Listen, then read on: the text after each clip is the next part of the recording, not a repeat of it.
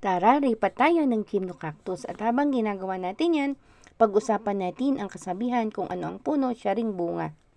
Mga kasabihan patungkol sa mga magulang at anak na ibig sabihin kung ano ang pag-uugali ng kanyang magulang ay namamana ng kanyang anak at sapagkat ang mga magulang ang humuhubog sa pagkatao at pag-uugali ng anak, ang anak ang nagiging larawan ng pagkatao at pag-uugali ng kanyang mga magulang.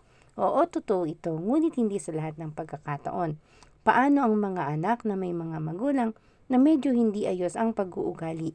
Huhusgahan na ba natin agad ang anak? Tayong mga anak, habang lumalaki ka na, nahuhubog ng iyong pag-iisip, hindi na lang sa loob ng ating tahanan, kung hindi nabubuo na ito kasama ang kapaligiran. Tulad ng eskwelahan, simbahan at ibang tao na nakakasalamuhan natin. Kaya ang bawat anak may pagkakataon na baguhin yung toxic na kapaligiran sa loob ng tahanan. Kung may mga nakita ka ng mali ng magulang, putulin mo na sa'yo. May sarili ka ng isip at pagkakataon mo na nabaguhin yung mga negatibong pangyayari mula sa magulang.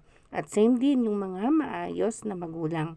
Nakapag-aral o kaya ay naging maunlad dahil sa pagsisikap, ngunit nagkaroon ng anak na medyo pasaway. Kaya paalala lang sa ating lahat, iwasan natin humusga ng ating kapwa base sa mga magulang. Yun lamang po for today.